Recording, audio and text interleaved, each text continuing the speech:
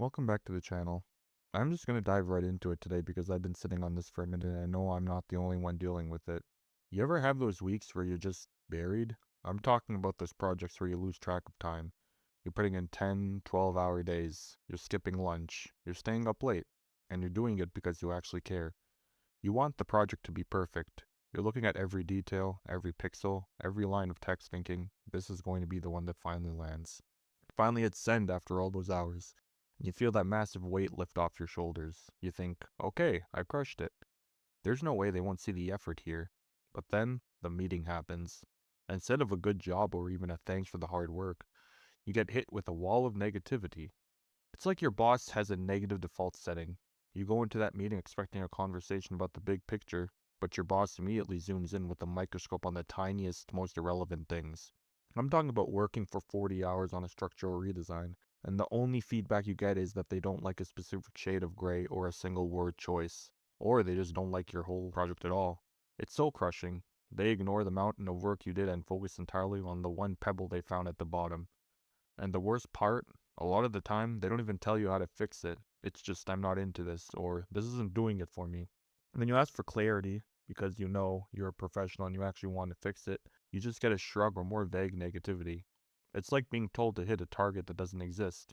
And every time you fire an arrow, they just scream miss from the sidelines. So let's talk about what this actually does to your brain. Because it's not just work stress. When you put in massive hours and the only response is a list of negatives, you start to internalize that. You start even second guessing your own skills. You're a pro, you know what looks good, but when you're in that environment, you start looking at your own work through their negative lens before you even show it to them. You stop trying to be creative and you start trying to play it safe. You think, I won't try this cool new idea because I already know he's going to find a reason to hate it. I'll just do the most basic version possible so there's less for him to complain about. And that's the tragedy. They actually kill your drive to do great work. They turn a career you used to love into a series of, how do I avoid the negativity today tasks? So, how do we survive this? Honestly, I'm still figuring it out, but I've learned one big thing. You have to stop looking for their validation. If you know factually that your boss is never going to be happy, then unhappy becomes the new baseline. If he's going to find something negative to say no matter what, then his feedback loses its power. It just becomes background noise.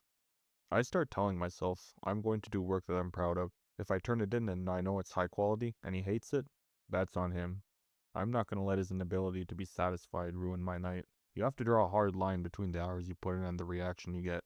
The work is yours, the reaction is theirs. Now, I know this was a bit of a rant, but I needed to put it out there. If you're in a spot right now where you're working a ton of hours and it feels like nothing you do is good enough, I just want to tell you that it's probably not you, it's absolutely them. Don't let someone who doesn't know how to give a compliment make you feel like you aren't talented. You got the skills, and you got the experience, and the hours you put in matter, even if they don't see it. So hit me up in the comments. What's the most nitpicky thing a boss has ever said to you after you worked overtime? Let's vent it out together. Thanks for watching.